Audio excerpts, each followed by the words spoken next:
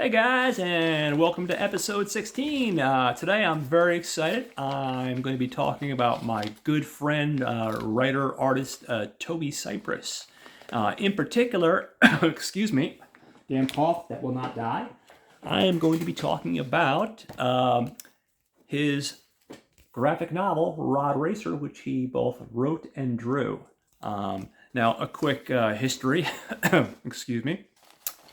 I've known Toby for many, many years. Basically, this short version, if I can give you a short version, because I run my mouth a lot here.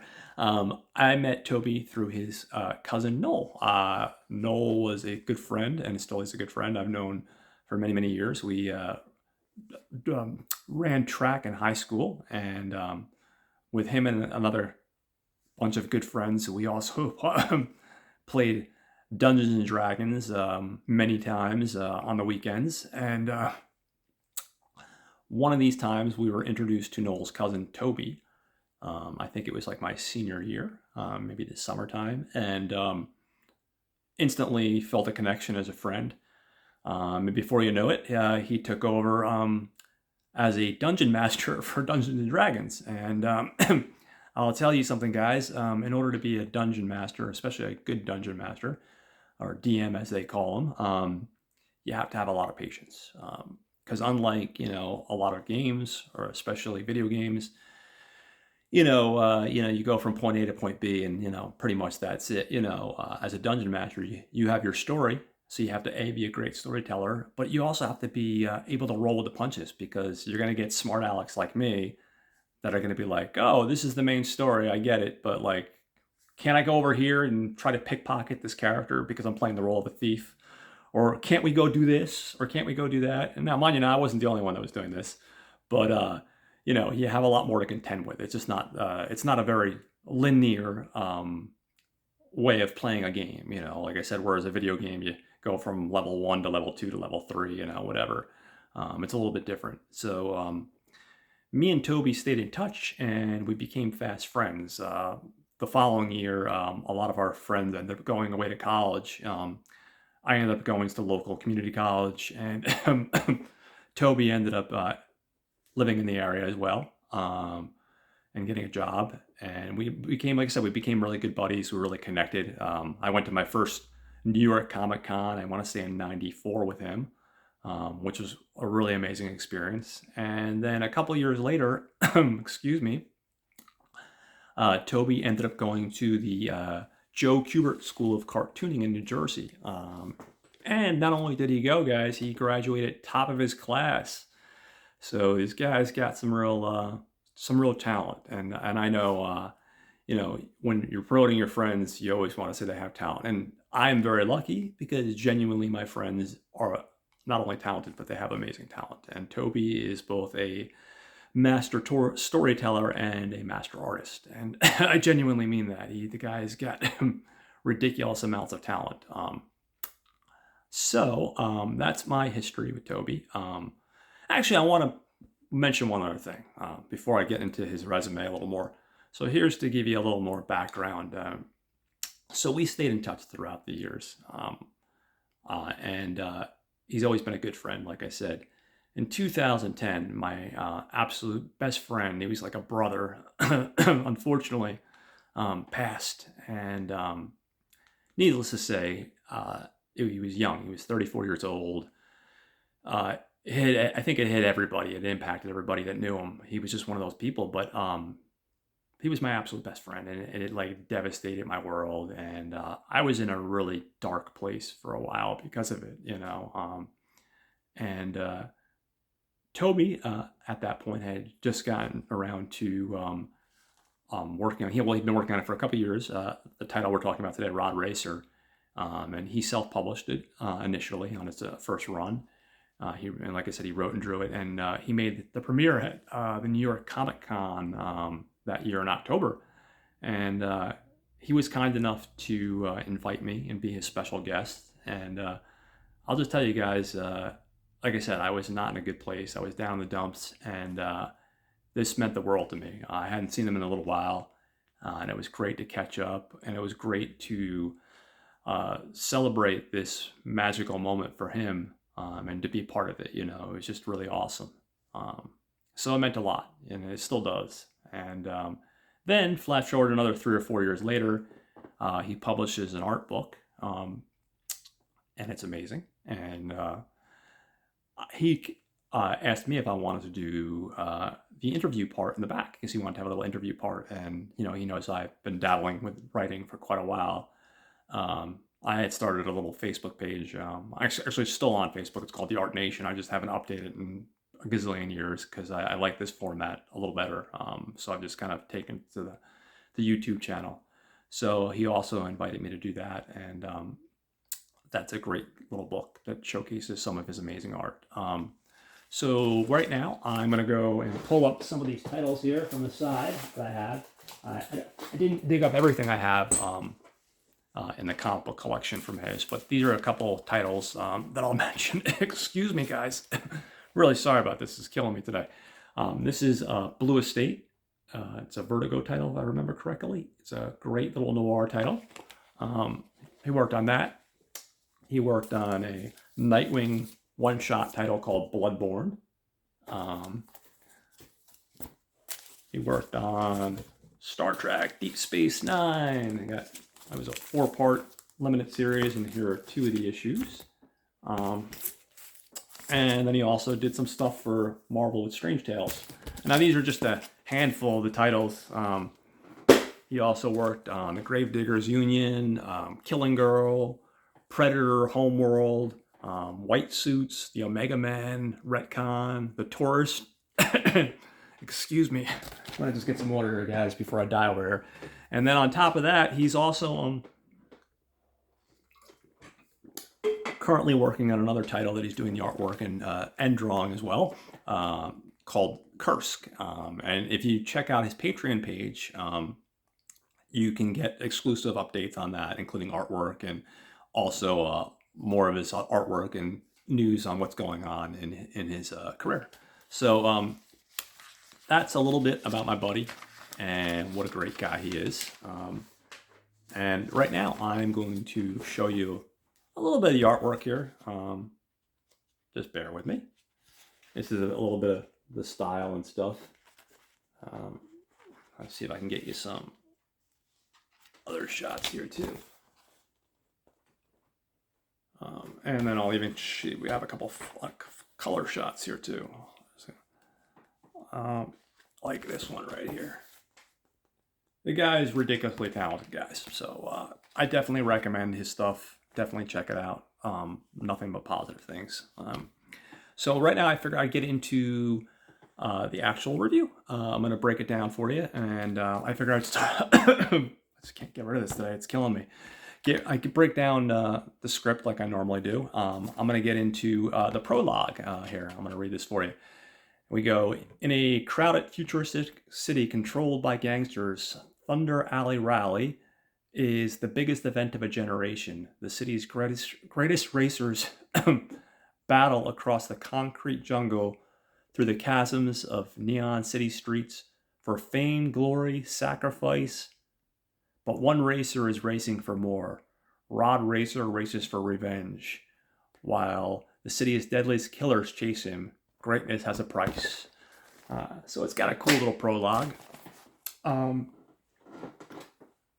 get some of my coffee here going. Gotta drink that pumpkin spice, guys. Take advantage of it while it's there. We open up, and like I said, we get that prologue, and we are introduced to our man, Rod Racer. It looks like he's a guy in his 30s. He's in a funky little race car, and he's in the middle of a race, and it's Thunder Alley Race, the biggest race of the year.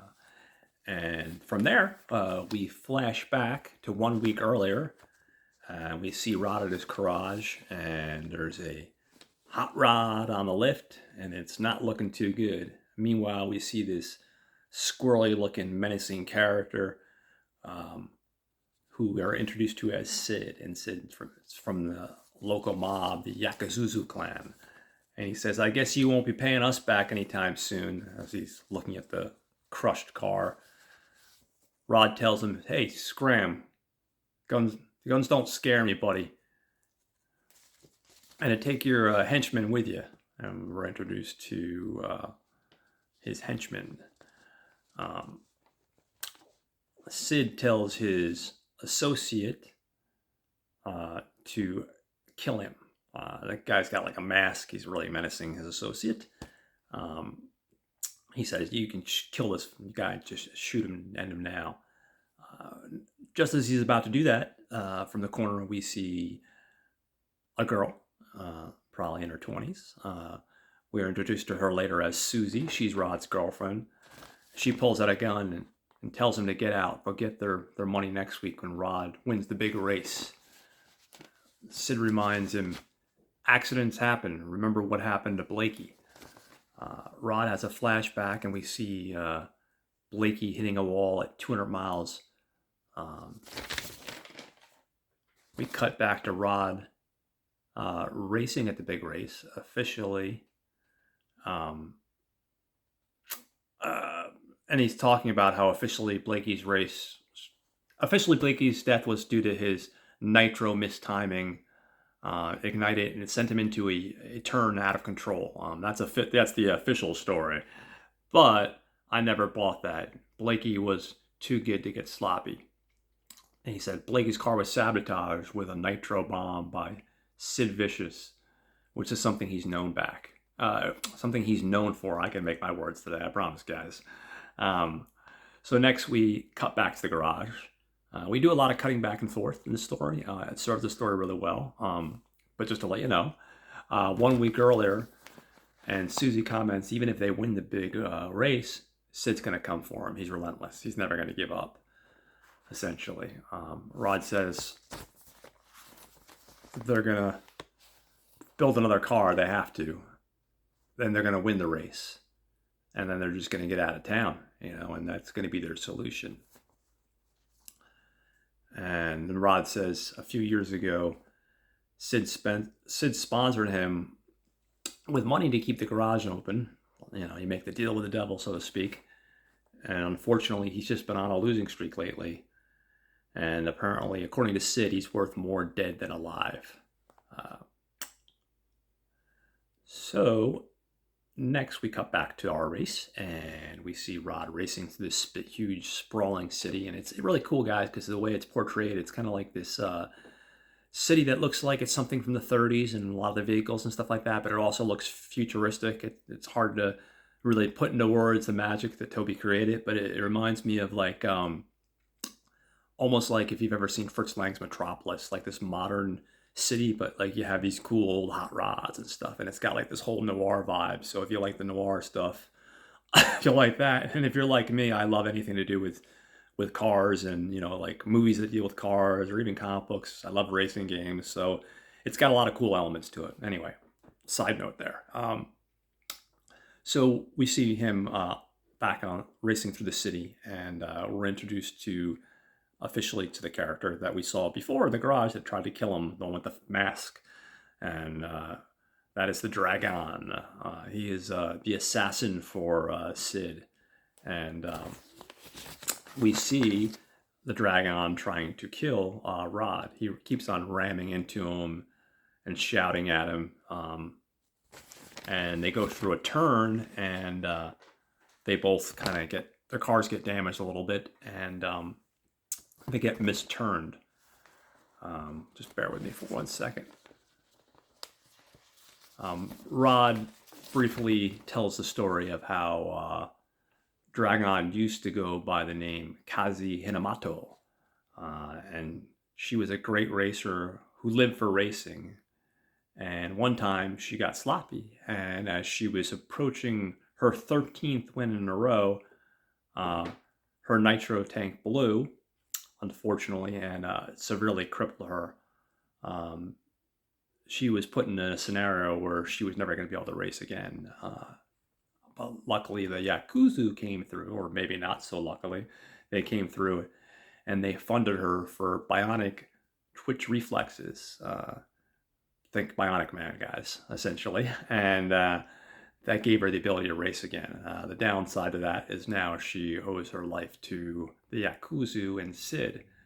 Now she races for the Yakuza, fueled on revenge and hired to kill a ghost. Um, Now, another flashback here. We cut to 2 years earlier, and it's the garage, and we see Blakey, and he's lecturing Rod for being careless. Um, they have this big interaction where he's like, "Hey, listen, kid, I know you want to win, but you have to be careful. Your life is more important." And Rod, being a youth, is, "Hey, don't lecture me, old man. I'm fine. I'll do what I can do." And they make up, and they both realize that they're part in the wrong in the situation. Blakey's like, "Listen, I get it, and no one likes being bossed around." Rod's like, "I respect you, and I love you, so I'm sorry." So they kind of make good. But sometimes that mentor student relationship can be a tricky road to Travis at times. So again, excuse me, guys. So we go for that, and then we cut again to the race, and we see the Dragon, and she has released tear gas.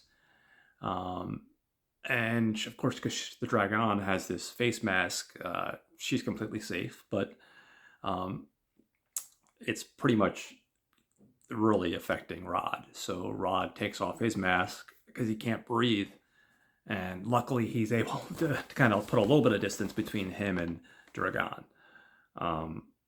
He thinks it's the only really way for him to survive, so that he can get some actual air. And from there we cut to the stadium, and we see Sid, and you see two of his henchmen, and he's instructing one of his men. He says, "Wait for the right moment and then hit the detonation. The detonation will take out Rod and Dragon." And the henchman is, "Sure you want to take out Dragon as well?" And he's like, "Yeah, the Dragon has served her purpose. We don't need her anymore." So they're going through this circle, and at this point, Dragon is caught up to Rod, and all of a sudden we hear this big explosion, and we see the bomb has went off, and they're both affected by it. It looks like Dragon is dead completely, and we see Rod actually upside down in a car, and they're in the final straightaway, and he's still somehow managing to keep it together. He still managed to keep the car racing upside down, going down this straightaway, and Rod's driving the car upside down while on fire, mind you now, holding on for his life, thinking about Susie. He manages to get his car to the finish line, and not only does he get his car to the finish line, guys, but he wins the race. So sometimes you got to do what you got to do. The race ends, and just as his car exploded, he runs back to his garage. He manages to survive, and luckily he got out of that car just in time. He gets back to his garage, and he sees that it's on fire. He's looking frantically for Susie because he couldn't find her after the race. And he realizes, obviously, Sid kidnapped Susie. So he goes to the one place that he knows Sid will be, and that's in kind of the underworld part of the city. Because even though Sid controls the city, he's the head mobster, the head of the Yakuzuzu, he still likes to hang around in the underworld, the shady people, of course, and he's on this it looks like a Chinese ghost ship almost. It's like this old ship that's probably a couple hundred years old. It's really cool looking. And he goes on to the ship, and bear with me for 1 second, guys. And he finds Sid, and he goes, "You sabotaged Blakey's car. Let Susie go." As he throws him a case with a suitcase full of money, or a briefcase, full of money. And basically Sid says, "Listen, you paid me back, but you'll always be mine. You're not going anywhere. Now that you're the top racer in Thunder Valley here, you're going to race for me, especially now that the Dragon is dead. You're always going to be working for me." Rod says, well, I kind of figured that you might try to betray me. So as you'll notice in the briefcase there, a little bomb. See this right here? This is the detonator. So I think you're going to hand over Susie and we're going to go on our merry way. And Sid's like, yeah, no, I don't think it's going to go that way. And all of a sudden, three men gang up on Sid. They start laying into him and start just beating the actual crap out of him. And luckily for him, we see from the corner of the room who shows up but Dragon. She tells Racer to leave. She's got this. And she proceeds to take out the three henchmen and Sid. And we see, excuse me guys, I'm really sorry. Stupid cough is really annoying. And it keeps on interfering. We see we see Susie and Rod exit. And the next thing you know, we see them in a car, a hot rod. And we have an epilogue about them heading out west to a new horizon and starting over. And that is my little breakdown of Rod Racer by the incredibly talented Toby Cypress. Like I said, guys, this is just a great piece. And like I said, I know you may think I'm biased because he's my friend, but I'm not. No, he's genuinely a true talent. And I probably didn't quite give it the justice it deserves, but it's well worth seeking out, as well as the rest of Toby's works. You can find them online or at your local comic book shop. So definitely check it out, guys. I highly recommend it. So now I'm at the part of the show, guys, where I am going to be giving you some more big announcements. For those that follow me on my Facebook page, I've been doing my build up to November because we've got some really... Oh, man, I'm really sorry, guys. I apologize. I really do. November is going to be a really exciting month. So we have our build up to November where I'm going to be doing my retrospective of all the Astron 6 films. So that's going to be really a fun time.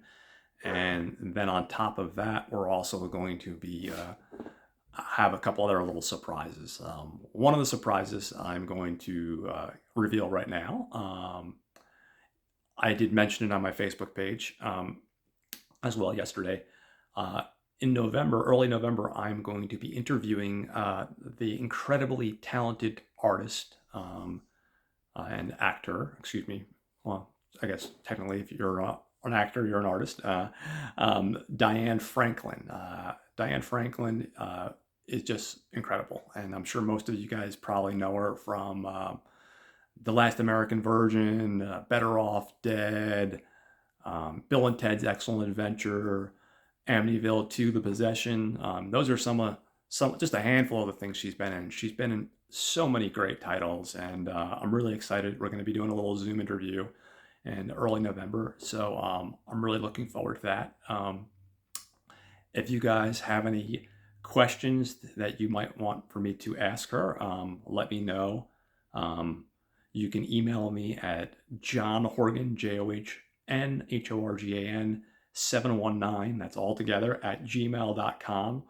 Or if you're on my Facebook group, you can also just leave a comments there on any questions you might have for her. She was gracious enough to do this, and it's going to be a really great experience. So I'm looking to share that with you guys. Hopefully, like I said, early November, I'll have that out. Like I said, I'll have the Astron 6 retrospective. And then I have one other big thing that's planned. That's going to be a surprise. So I'm going to keep that a surprise for right now. I don't want to give away all my tricks. Also, at this point, I'd like to just give a big thank you to all my fellow podcasters that have been sharing the love for me here. And I try to do the same for them as well. I'm going to give a big shout out to Troy and Brad over at Not a Bomb Podcast, excuse me. These guys take films that bombed at the box office every week, and they go over them and determine whether they were genuinely a bomb. because just because a film is a financial bomb does not mean it is a bomb in many other ways, especially considering the merit of the films. Last week they did the wonderful, or actually not last week, this week, excuse me, they did Night of the Creeps with Tom Atkins. It's a great movie from the 80s. I'm sure most of you guys have seen this. It's just a fun movie. Uh, Fits in wonderfully with the theme of the horror movies. So definitely check that out. And then next we have The Gentleman's Guide to, excuse me, Midnight Cinema with Will and Smith. These guys do a wide variety of films. And what's awesome is they cover such a wide variety. There are a lot of titles that I have heard of, and they also cover a wide variety of titles that I've never heard of. And for me, that's I have a pretty eclectic taste, so I'm always impressed when they're able to pull a rabbit from the hat of a film that I've not seen, or maybe I've heard the name and I haven't gotten around to. And these guys are great. They have great chemistry, and they've been doing it for quite a while. And like the Not a Bomb guys, they're one of the inspirations to why I created this little YouTube channel. And then also we have Watch Skip Plus, excuse me, with Jose and Justin. These guys come out every week, and they cover all the stuff that's coming out in the, well, not all the stuff. They cover the stuff that's coming out in the movie theaters every week. And they also cover streaming stuff. And what's great about these guys is they do a thing called Plus part of their Watch Skip Plus, where they highlight something that came out. Like it might be like a new piece of technology, or it might be like an art exhibit, or maybe a new video game that they're playing. So, and it's a really cool aspect of the podcast. And those guys have great chemistry as well, and they do a fantastic job. So be sure to check them out as well. I think this week they're covering that new Exorcist movie, if I'm not mistaken. So I have something to look forward tonight to listen to while I'm at work. I always like listening to my little podcast. So I hope you guys check these guys all out. And thank you for being here and supporting my little YouTube channel. And again, sorry about this stupid cough that I just can't get rid of. It's rather annoying today. Normally not as annoying as this, but today for whatever reason, it just wants to come out every 5 seconds. So I hope you guys have a great week. And one more quick thing, actually, before I leave. I'm going to try to get the rest of my October episodes out a little bit earlier because I'm gearing up for my big interview with Diane Franklin. So that's going to require a lot of research and trying to go through her entire filmography. I've watched most of her films, but trying to check the other ones off that I haven't seen and read her autobiography and just put a little extra homework into that. So I'm going to try to get the rest of the October episodes out a little bit early. So keep an eye out for those. And on that note, I will let you guys go, and I will see you very soon. Have a good week, guys.